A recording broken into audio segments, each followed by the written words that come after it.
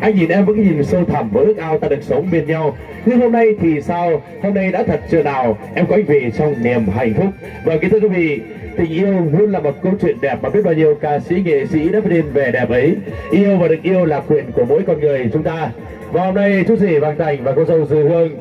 cũng không thoát khỏi sự tạo hóa muôn đời ấy. Chàng trai tài hoa Vàng Thành và cô dâu Dư Hương đã yêu nhau và tìm đến với nhau với mong muốn sẽ tìm được một tình yêu thật sự hạnh phúc và chấm nở như đồ đông mới xuân về.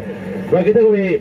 và con trai thì như núi Thái Sơn, như mẹ như nước trong nguồn chảy ra, một lòng thờ mẹ kính cha, cho tròn chữ hiếu mới là đạo con. Vâng, tình yêu thì được bắt đầu bằng đôi mắt, ngày mai thì được bắt đầu từ ngày hôm nay, và được sự chung tay lo liệu của hai bên gia đình. Gia đình bố Vàng A Mùa và mẹ Sông Thị Xó tên trên cánh thiệp hồng với gia đình bố Vừ Lao Chua, mẹ Tráng Thị Mía. Vâng, và đó chính là thân sinh ra cô dâu xinh đẹp nhất của đại diện đại gia đình chúng ta sẽ cùng cúi chào ra mắt toàn thể quý vị trong buổi trưa ngày hôm nay. Xin trân trọng kính mời. Vâng, một tràng vỗ tay thật lớn cho toàn thể quý vị nữa. Và cảm ơn toàn thể quý vị rất là nhiều.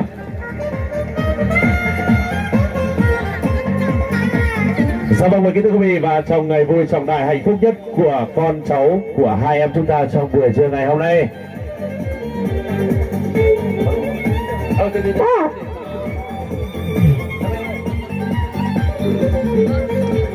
dạ vâng, anh Trung xin được thay mặt cho ban tổ chức, thay mặt cho những làm chương trình ngay giây phút ở đây, ngày hạnh phúc tuyệt vời nhất của hai em hai cháu chúng ta trong buổi trưa hôm nay thì anh chị gia đình, bên gia đình, đại diện gia đình phái đoàn đẹp trai của chúng ta cũng sẽ có những món quà rất đặc biệt với ý nghĩa dành riêng cho cô dâu và chú rể. Và anh rể của chú rể đẹp trai nhất chúng ta trong buổi trưa hôm nay sẽ cùng bất thời gian bước lên sân khấu để có những món quà rất đặc biệt và ý nghĩa dành riêng cho cô dâu và chú rể trong buổi trưa hôm nay Xin được trân trọng kính mời anh chị ạ. Ý nghĩa dành riêng cho cô dâu của cô dâu và chú rể chúng ta trong buổi trưa hôm nay.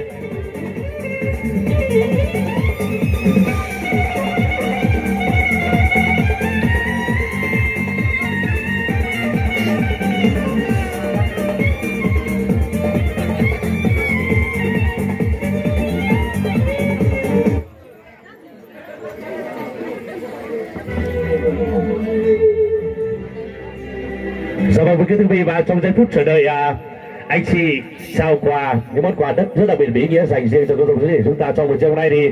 toàn thể quý vị ơi, quý vị đẹp trai xinh gái của chúng ta ơi, hãy cùng rót những ly rượu đầy và chúng ta sẽ cùng uống tràn kém rượu để chúc mừng hạnh phúc hai em trong buổi trưa ngày hôm nay nhé toàn thể quý vị ơi.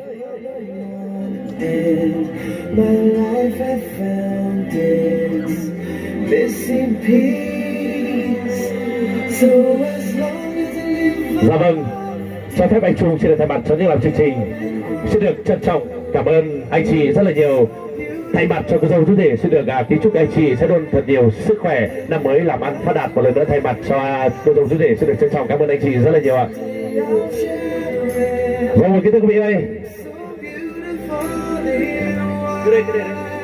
vào đây các bạn.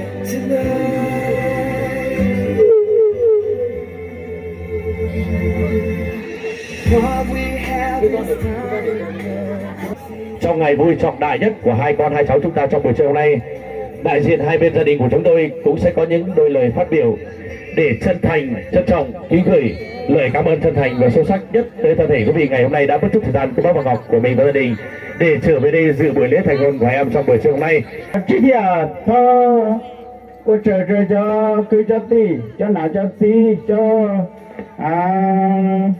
cứ tí này cha xí địa rồi cô anh ta cô lột cho lo ở nó im màu là từ tan nó nhở cô chờ cho những cái đồ lù chỉ nó cả tan chỉ khó thứ những cái cô chờ cho thành cho dê cũng muốn đi hỗ trợ chỉ địa là chỉ vào đồ sake chỉ địa là tôi còn tôi chỉ trang cô tôi còn cái trong sa cho cô nó là sẽ trong sa mà cứ hỗ trợ chỉ địa khó tôi những cái hỗ chỉ địa tôi xử lý luôn này bộ cam mùa họ từ lo gió từ chế mùa rong ip lo mò lo ta rong khó để khó chia như tiền cho yếu tố chỉ địa nhỏ trả bài chỉ mà cho nên cái mua hạt là chỉ cho mua hạt chỉ chen ai dùng gì địa tôi còn cái trong sao cho cô tổ nhà là chỉ phải ở tổ nát đi còn cái trong sao thì trang cái nhớ lúc này là chỉ nó càng gì địa tăng chỉ phòng gì địa tôi trong là đó một trái là có trong đó một con nào ôn lại ôn lúa tôi trả tôi số lo tiền đi nó sang nhà sang sáng rồi nữa ai ở chơi gì địa tôi còn cái trong sao cho cô nữa. Dạ vâng, một tràng pháo tay thật lớn tới toàn thể quý vị khách quý của chúng ta được không ạ? Vâng, cảm ơn toàn thể quý vị rất là nhiều. Cho cái đó bộ trưởng dân chủ thì cái chủ bộ tăng cứ thì hỗ trợ cái cứ thì dễ dò và trang thì sẽ cứ thì tập về tập nó là đó nó bộ trưởng dân chủ cho cha tổ nhà là chỗ là gì cô tổ trước về cô nào tí là to về chỗ cứ thì cô tài gì đà